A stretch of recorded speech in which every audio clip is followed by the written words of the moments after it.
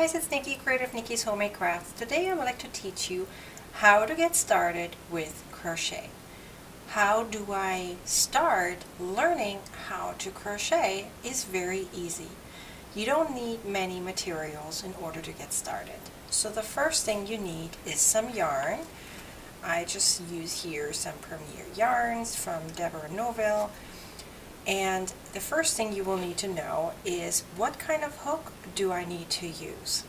Well, on every yarn skein, which this is what it's called, you should see some instructions. So here you're going to see that it says medium 4, which also stands for worsted weighted yarn. I have a sheet on my website to figure out what the numbers really all mean.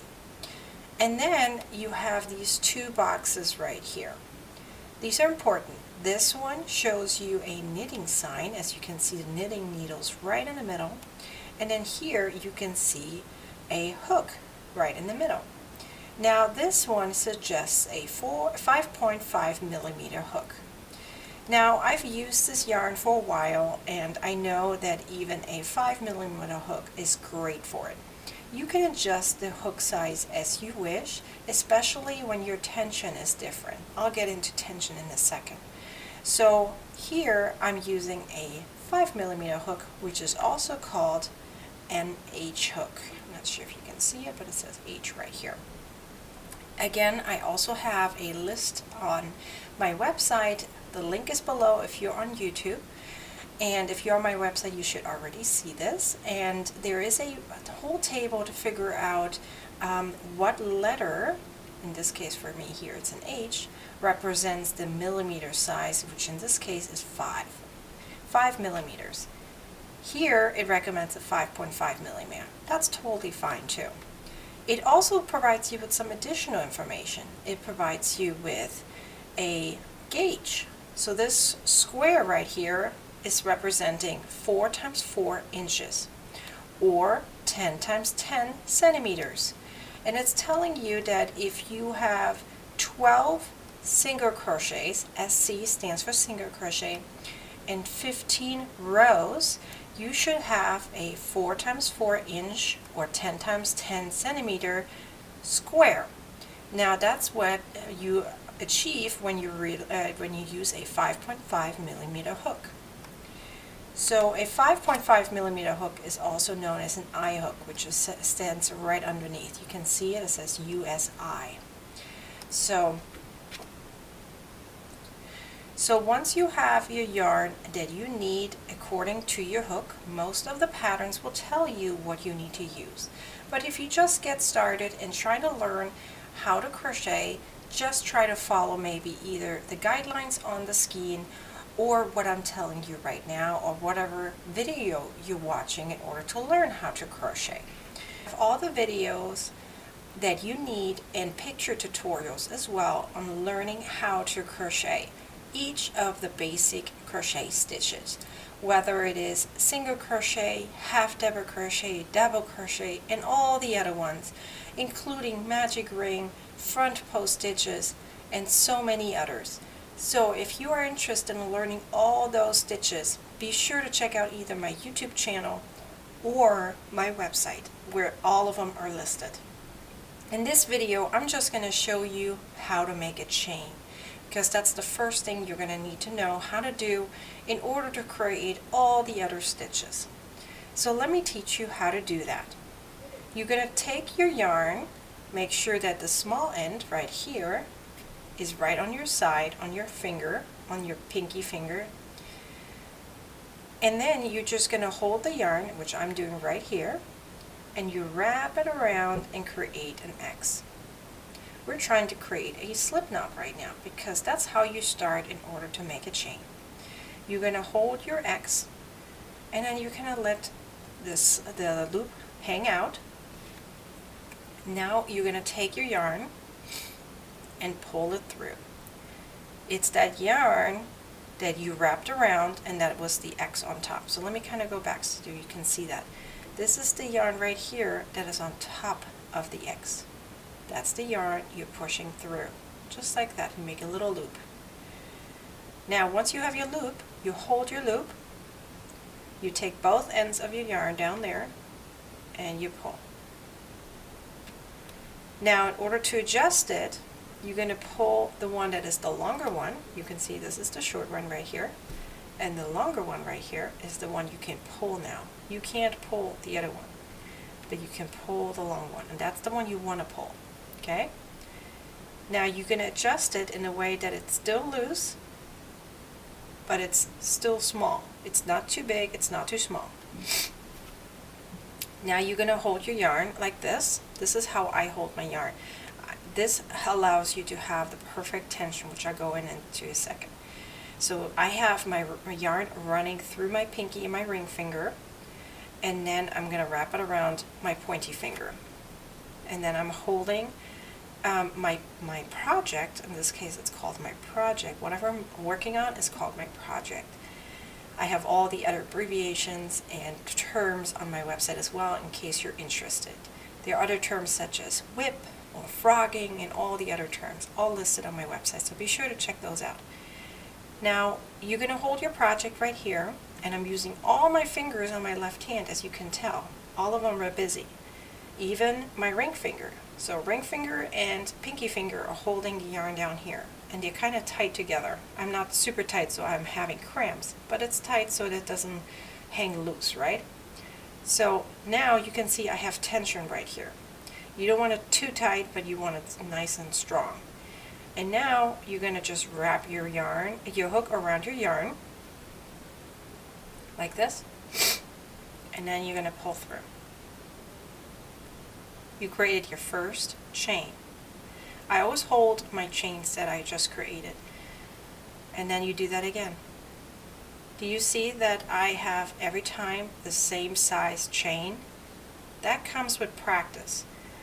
I don't pull too long. Do you see that? Here's where you create your tension, where you can adjust it. So you can pull your finger further away if you realize you're too far. You don't want it like this. You want it about the same size. Okay? You wrap it around and pull through. I usually hold my yarn here once in a while so I can adjust it. See? You can hold it and go through. So I like to kind of tilt my yarn and my hook, as you can see. See, I'm tilting it, swirling around it. That way I don't have to move my left hand too much. Just keep on going as far as you need. So now I have a good length of a chain.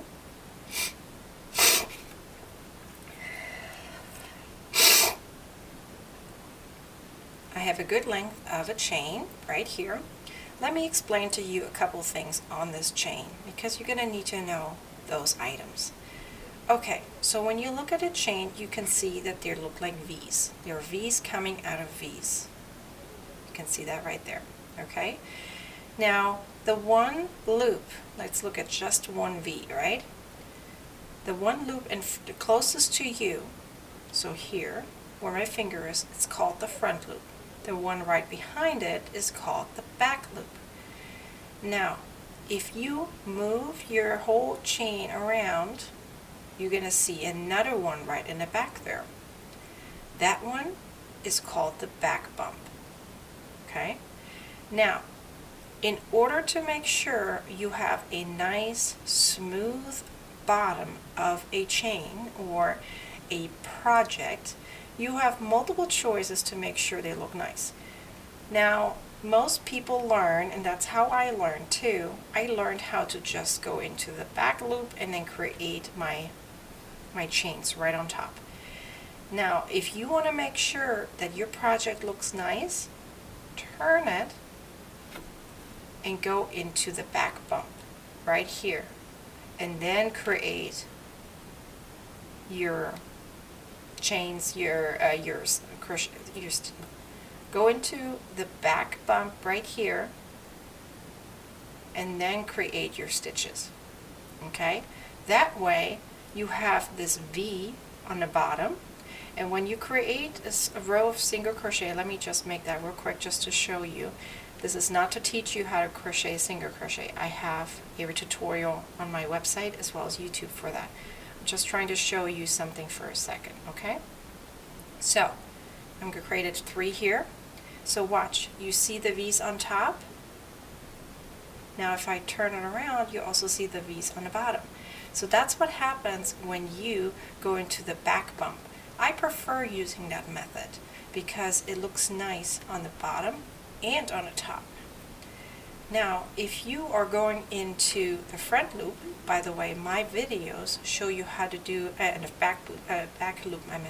If you go into the back loop, like my videos demonstrate, then you're going to see a line on the bottom. So watch this.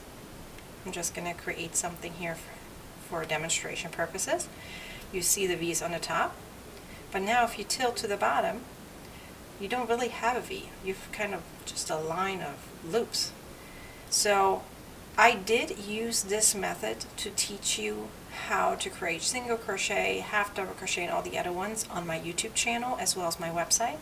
But that is just to show you how to do the stitches, because I find it much easier for people to understand if I go into the back loop. If you want your projects to look nice, use the back bump though, okay? So just that you're aware of the difference. Then I'm going to teach you one more little thing before you start learning how to do the stitches. So, important to know is that when you have a chain and you start your stitches, you need to know how many chains you're skipping before you start your first stitch. That depends on what basic stitch or stitch pattern that you're using. If you are using single crochet, you are skipping 1 chain. The same counts for half double crochet. If you're doing a double crochet, you're skipping 2 and going into the 3rd. If you're doing treble, you're skipping 3 and going into the 4th, and so forth. The taller you get, the more stitches or chains you need to skip. So this is all I want to teach you in this tutorial. If you want to learn all the other stitches as well as more advanced stitches once you get to that point, as well as patterns, be sure to check out my website. I have a lot of videos as well as free patterns available that will teach you how to become successful, how to become a great crocheter, and how it can teach you to live your life in a very happy manner. Crocheting is very, very, very nice and can help you mentally and in fact even financially sometimes. But for right now, focus on learn how to crochet. You're going to understand what a beautiful craft this is, and you can create so many amazing things with your hands. I hope this video was helpful, and you can like, comment, and share below, as well as subscribe to my YouTube channel. Thanks for watching, you guys. Until next time, bye!